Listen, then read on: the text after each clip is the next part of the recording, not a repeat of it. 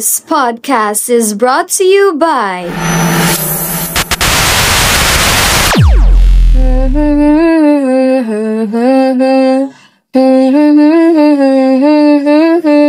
Huy, te! Anong kinakanta mo? Galing mo dyan ah. Parang hindi ikaw yan. Uy, ano ka ba?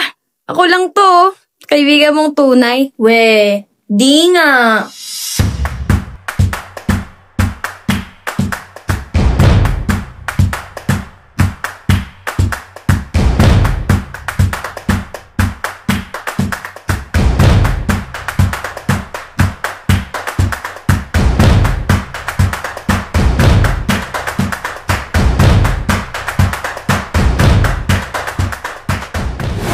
What's up mga Carnolians?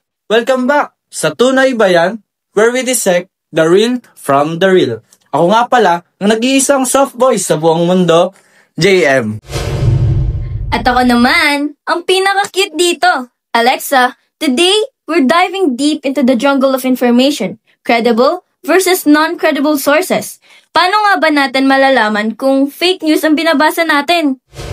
Oo nga, in this stage of social media, grabing fake news, misinformation, and disinformation. Parang traffic sa EDSA, walang katapusan. Ako nga palang dingtong dentist, Este Dwayne.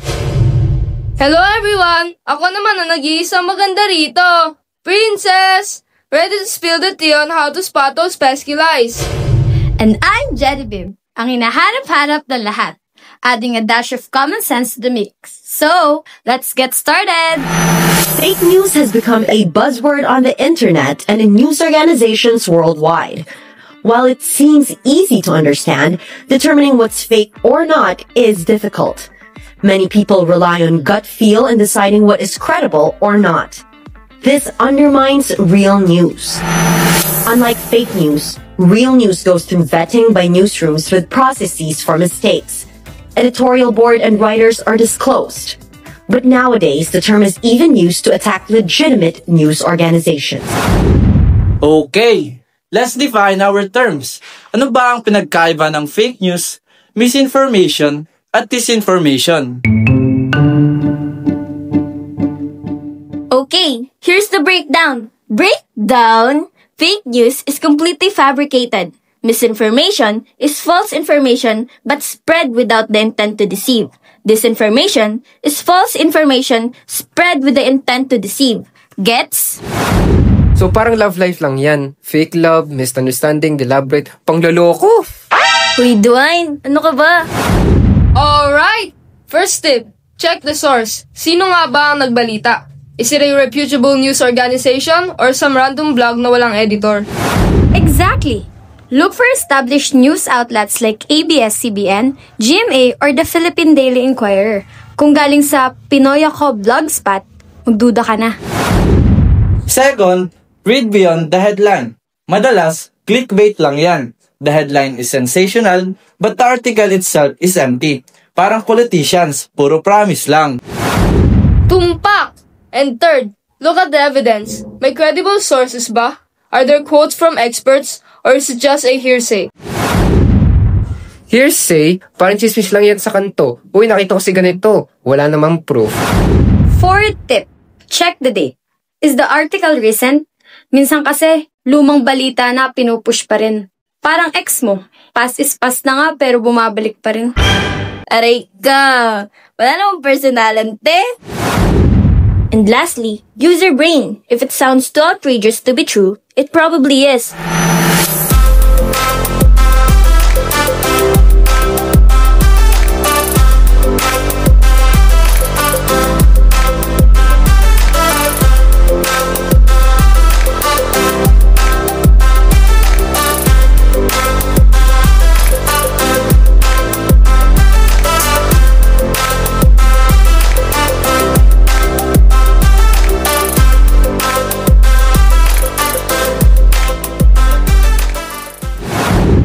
Okay, let's talk about social media.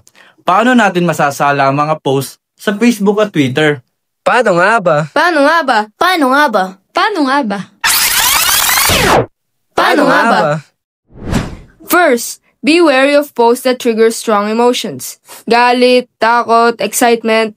These emotions can cloud your judgment. Tama! Parang pag nag-away kayo ng jowa mo, everything seems like the end of the world. Second, look for the signs of manipulation. Are there lots of exclamation points? All caps? Grammatical errors? These are red flags. And third, don't be afraid to fact check. Websites like Rappler's Fact Check and Verus Files are your friends. Use them. Remember mga kapodcast, it's our responsibility to fight fake news. Think before you share. Absolutely. And don't be afraid to call out your friends and family who spread misinformation.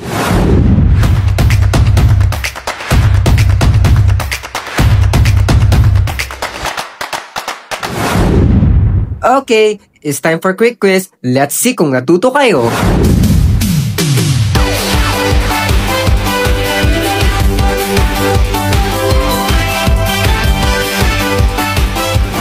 Question 1. You see a post on Facebook claiming that a famous celebrity died. What do you do? A. Share it immediately. B. Check a reputable news source. C. Panic.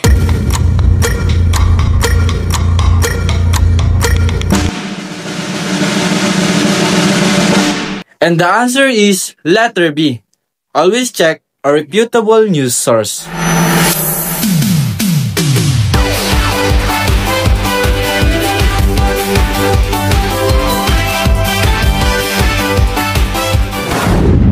Question number 2. You read an article that confirms your existing beliefs. What do you do?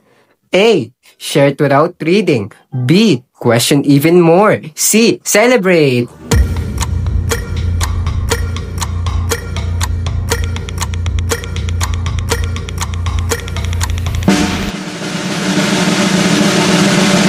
Ang aking kasagutan ay B po, ate! Confirmation bias is real. Be critical, even of information that agrees with you. Okay, that is all for our quiz.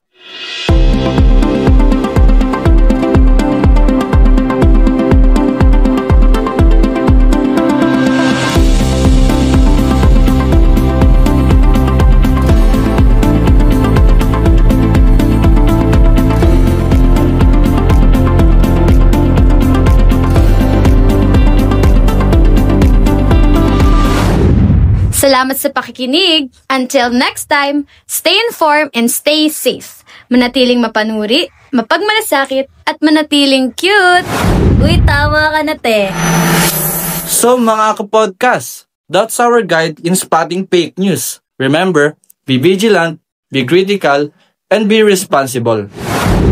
Bye-bye! Ingat kayo palagi! Paalam!